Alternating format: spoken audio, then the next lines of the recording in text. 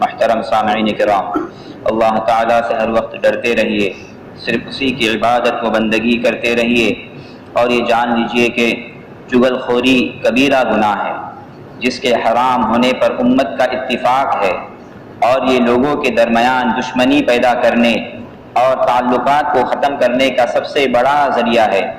چغل خوری کہتے ہیں لوگوں کے درمیان فساد کی نیت سے باتوں کو پھیلانا۔ اللہ تعالیٰ نے چغل خوروں کی بات سننے اور ماننے سے منع فرمایا ہے، اور اس گناہ پر بڑا سخت عذاب کا ذکر فرمایا ہے۔ چنانچہ ارشاد ہے، اور آپ ایسے شخص کا کہنا نہ مانیں جو بہت قسمیں کھانے والا ہو، بے وقت ہو، تانا دینے والا ہو، چغلی لگاتے پھرتا ہو، بھلائی سے روکنے والا، زیادتی کرنے والا بد عمل ہو۔ دوسرا ارشاد ہے، بے شک جو لوگ یہ چاہتے ہیں کہ مسلمانوں میں بے حیائی کا چرچا ہو، ان کے لیے دنیا و آخرت میں دردناک سزا ہے۔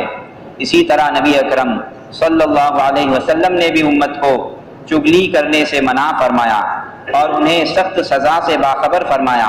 ارشاد ہے، چغل خور جنت میں داخل نہیں ہوگا، اس لیے کہ وہ شیطان کا فوجی اور جاسوس ہے جو لوگوں کے بیچ ایک دوسرے کو اکسا کر لڑاتا ہے اور ان کے درمیان جدائیگی ڈال دیتا ہے۔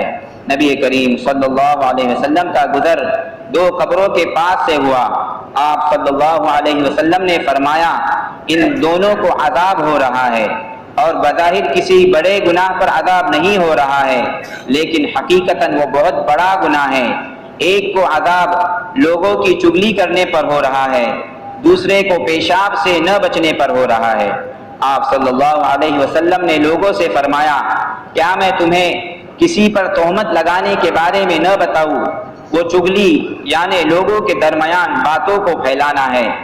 ایک حدیث میں ارشاد ہے، تم قیامت کے دن اللہ تعالیٰ کے نزدیک برے لوگوں میں دو منہ والوں کو پاؤ گے، جو آپ کے پاس ایک منہ یعنی ایک بات لے کر آتے ہیں اور دوسرے کے پاس دوسرے منہ یعنی دوسری بات لے کر آتے ہیں۔ حضرت ابو ہریرہ رضی اللہ عنہ فرماتے ہیں، چغل خور اللہ تعالیٰ کی مخلوق میں سب سے بدترین لوگ ہیں۔ ایک حدیث میں ارشاد ہے، تم میں اللہ تعالیٰ کے نزدیک سب سے زیادہ محبوب اور پسندیدہ لوگ وہ ہیں جو سب سے زیادہ اچھے اخلاق والے، باہم متفق، ایک دوسرے سے محبت کرنے والے ہیں، اور اللہ کے نزدیک سب سے زیادہ ناپسندیدہ لوگ چغلی کرنے والے اور پاک دامن لوگوں پر تہمت لگانے والے ہیں۔ دوسری حدیث میں ہے، جو کسی مسلمان کو ناحق بدنام کرتا ہے اللہ تعالیٰ اسے قیامت کے دن جہنم میں داخل کر دیں گے۔ سامعین کرام، چغل خوری کے نقصانات بہت زیادہ ہیں۔ من جملہ ان کے یہ ہے کہ دو بھائیوں، میاں بیوی، دوست، رشتہ دار کے درمیان جدائیگی ڈال دیتا ہے، بغض، حسد، کینہ، دشمنی اور عداوت کو پیدا کرتا ہے۔ اس وجہ سے علماء کرام نے اسے جادو کی ایک قسم میں شمار کیا ہے۔ ابن عبد البر نے یحییٰ ابن کثیر سے نقل کیا ہے کہ اتنا نقصان جادوگر ایک سال میں نہیں پہنچاتا جتنا نقصان چغل خور اور جھوٹا شخص ایک لمحے میں پہنچاتا ہے۔ ایک حدیث میں ہے، غیبت اور چغلی ایمان کو اس طرح صاف کر دیتے ہیں جس طرح چرواہا درخت کے پتے جھاڑ کر صاف کرتا ہے۔ سامعین کرام، چغلی کے بارے میں سلف صالحین کے بہت اقوال ہیں۔ چنانچہ حضرت لقمان علیہ السلام نے اپنے بیٹے کو نصیحت کرتے ہوئے فرمایا، اے بیٹے، اپنے ملنے جلنے والوں سے جدا ہوتے وقت نہ تو ان کی برائی کرنا اور نہ وہ تیری برائی کرے۔ حضرت علی رضی اللہ عنہ کے پاس ایک شخص دوسرے شخص کو لے آیا۔ حضرت علی رضی اللہ عنہ نے اس سے فرمایا، ہم تم سے یہ پوچھتے ہیں جو تم نے ہمارے بارے میں کہا ہے، اگر تم نے سچ کہا تو ہم تم سے ناراض ہوں گے، اگر تم نے جھوٹ کہا تو ہم تمہیں سزا دیں گے، اگر تم نے ہم سے معافی مانگ لی تو ہم تمہیں معاف کر دیں گے۔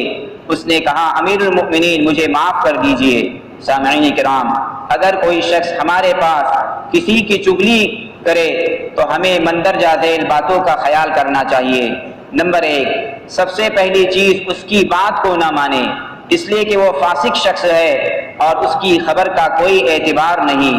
اللہ تعالیٰ شانہ فرماتے ہیں، اے ایمان والو، اگر کوئی فاسق تمہارے پاس خبر لے کر آئے تو تم اچھی طرح تحقیق کر لیا کرو، کہیں ایسا نہ ہو کہ تم کسی قوم کو نادانی سے کوئی نقصان پہنچا دو، پھر تم کو اپنے کیے پر پچھتانا پڑے۔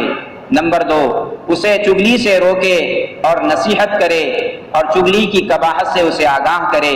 نمبر 3، ایسے شخص کے ساتھ اللہ کے لیے بغض رکھے، کیونکہ وہ اللہ کے نزدیک مبغوض ہے اور اللہ کے لیے کسی سے بغض رکھنا واجب ہے۔